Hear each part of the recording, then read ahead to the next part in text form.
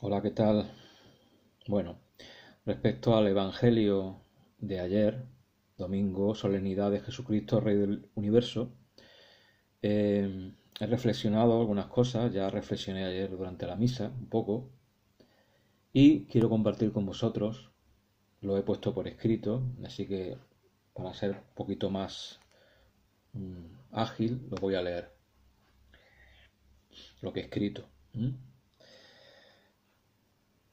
El Evangelio de ayer es claro, aunque de tan claro que parece, puede, vamos a enfocar bien, puede dar lugar a equivocaciones. De tan claro que parece, puede dar lugar a equivocaciones.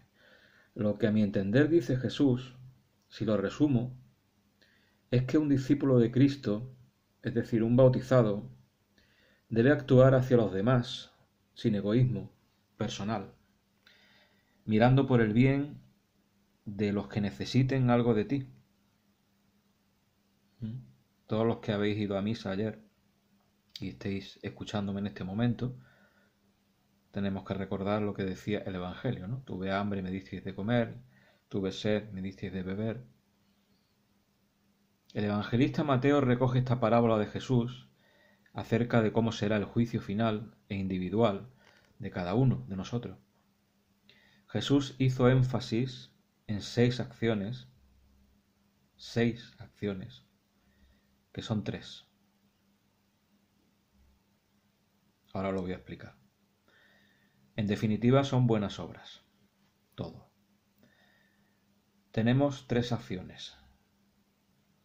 Dar de comer, beber y vestir sería una. Visitar sería otra. Y acoger sería otra. La pregunta que nos debemos hacer sería esta. ¿A quién tenemos que realizar estas obras? Dar de comer, dar de beber al sediento, dar de comer al hambriento, vestir al desnudo, visitar al enfermo, acoger al extranjero, al inmigrante, dicen ahora. ¿A quién tenemos que realizar estas obras? ¿A quién? La respuesta es, yo lo veo así, a todo el que necesite de nosotros, a todos. Y aquí es bueno recordar la parábola del buen samaritano. Recordamos la parábola del buen samaritano. Todo aquel que necesite de nosotros. Ese es el destinatario de estas obras de las que hablaba ayer Jesús en la parábola. La vida nos pone delante situaciones para demostrar que somos de Cristo y no vivimos una vida cristiana solo en apariencia. Eso de la apariencia incluye nuestra asistencia a la iglesia, que la hagamos por costumbre, o que acudamos a algún culto, a algunos ritos, o por otras razones incluso, que no tengan que ver con el amor a Dios y la fe. Es muy difícil, y yo diría que imposible, cumplir con esto si no recibes la fuerza de Dios. Para recibir la fuerza de Dios se necesita la Eucaristía. Y se necesita también el trato diario con Dios. La medida en que vivamos lo espiritual en nosotros podrá ser transformado en buenas obras y viceversa. Pero cuando se predica esto en la iglesia, yo veo que se puede caer en el error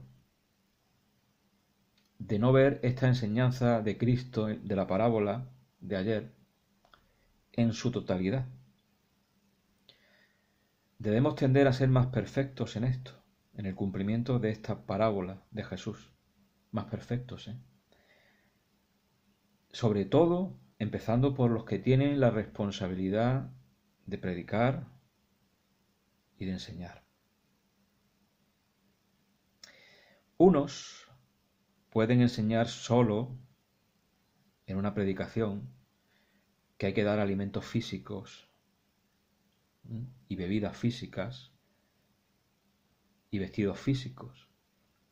Ahora que estamos con el tema de la pandemia, todo esto se nos viene a la cabeza, ¿no? Decimos, bueno, ¿qué necesita la gente?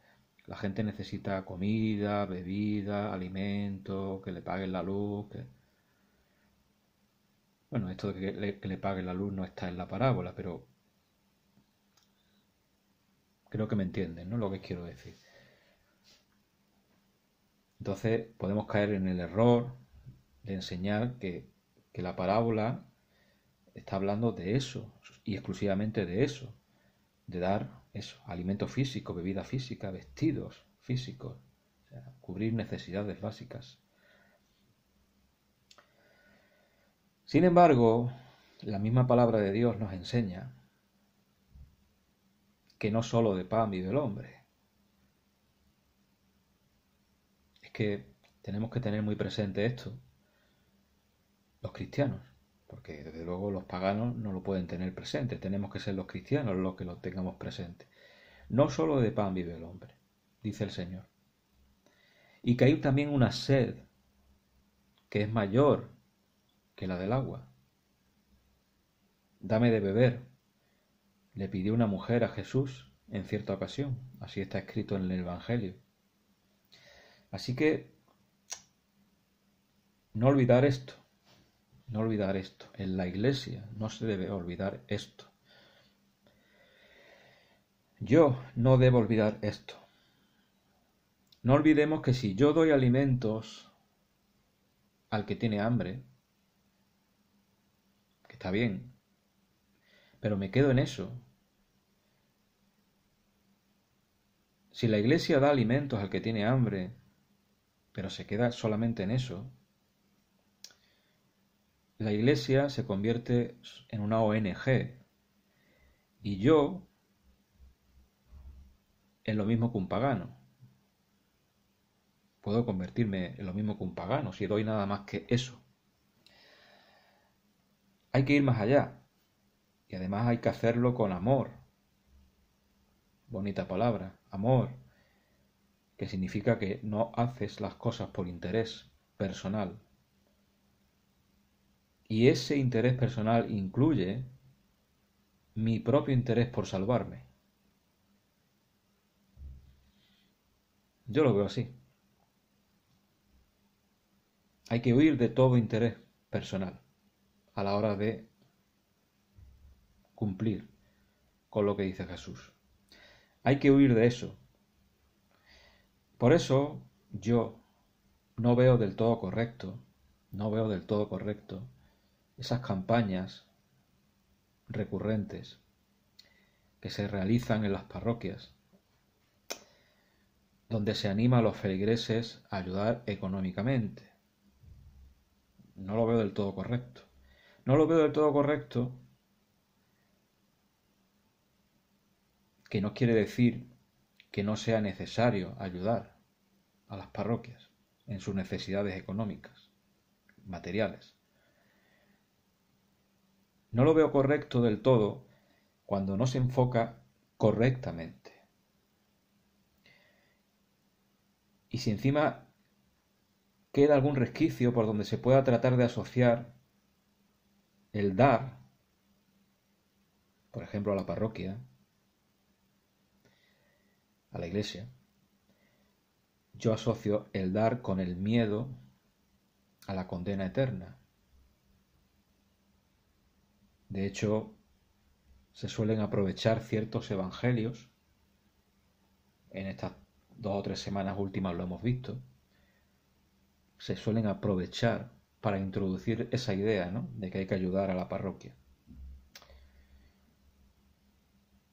Yo no veo correcto esto cuando queda un resquicio en la explicación por donde se pueda colar el miedo a la condena eterna, que si no doy dinero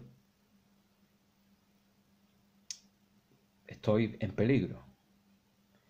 Yo no veo correcto eso porque esa no es para mí la imagen de Dios.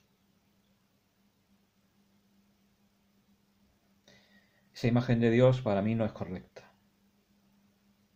Para mí la imagen de Dios correcta es la imagen de la parábola del hijo pródigo, por ejemplo.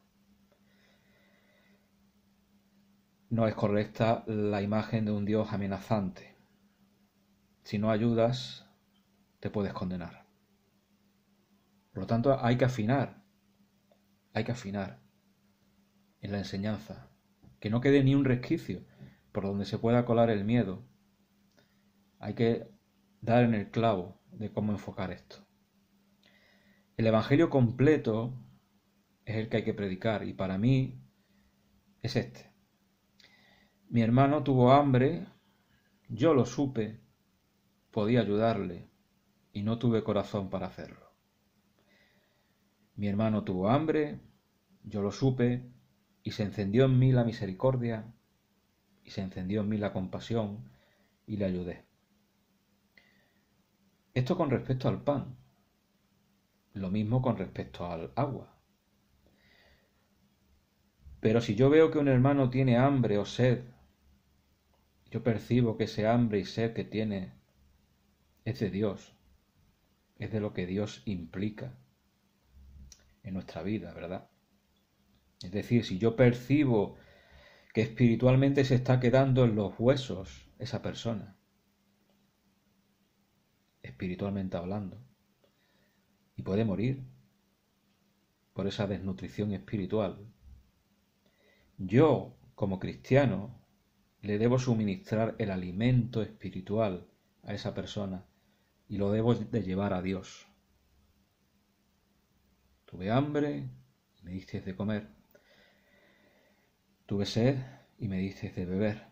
Ya lo digo, implica mucho más que el dinero, mucho más. De hecho, aunque el alimento físico y la bebida física sean imprescindibles para la vida humana, de nada sirve comer y beber si tu alma se condena, ¿verdad? Así que tenemos que tener muy claras las prioridades también a la hora de evangelizar, a la hora de predicar, de enseñar.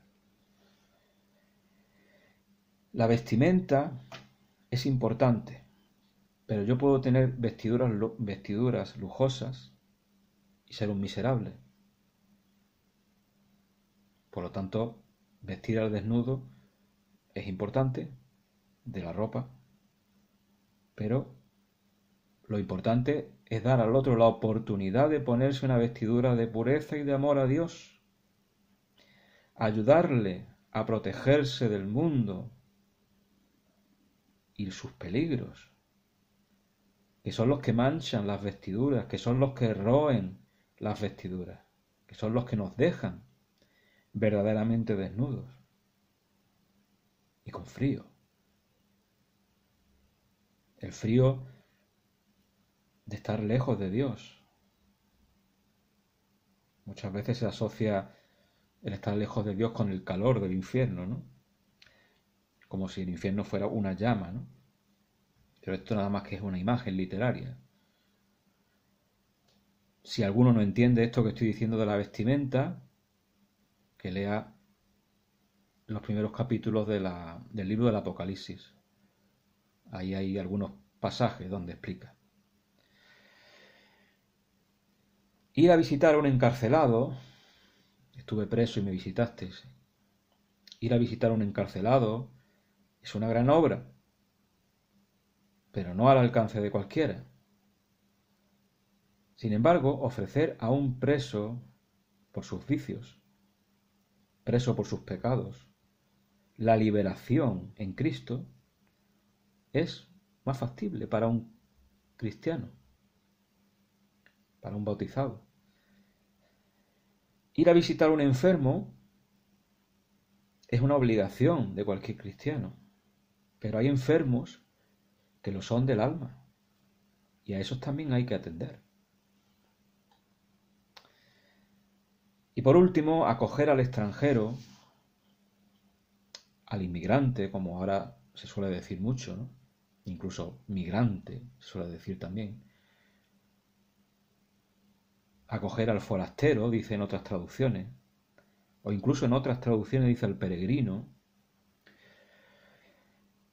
no tiene solo que ver con las pateras,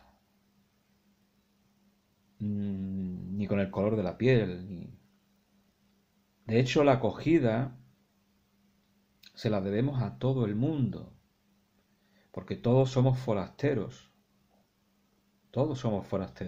cuando llegamos a un lugar, todos somos forasteros, todos, piénsenlo. Si tenemos el deseo de acoger al inmigrante, como dicen ahora, al que viene en patera, parece que no hay otro tipo de inmigración, ¿verdad? Porque eso nos parece una gran obra, misericordia. No digo que no sea. Y luego al que tenemos al lado lo despreciamos, lo ignoramos, al que tenemos al lado, al que tenemos cerca, al que vemos todos los domingos, o todos los días, o todas las semanas. Si a ese lo ignoramos, lo despreciamos, lo ninguneamos, ¿creen que están haciendo lo correcto? ¿De qué va todo esto? Pues por eso digo al principio que debemos de enfocar esta enseñanza en su totalidad, no quedarnos solamente en lo superficial, en el mendrugo de pan o en el vaso de agua o en la camiseta que le demos a alguien, ¿no?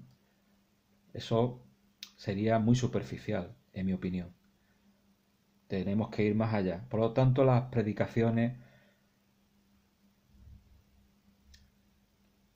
deben de profundizar en todo eso. Y sobre todo, como he dicho al principio, no hacer caer a la otra persona en el que tengo que hacerlo por miedo a la condenación. No, no, no. Ya lo decía San Pablo. Si hago todo, pero no tengo amor, de nada me vale. De nada me vale. Así que esto es lo que tengo que decir.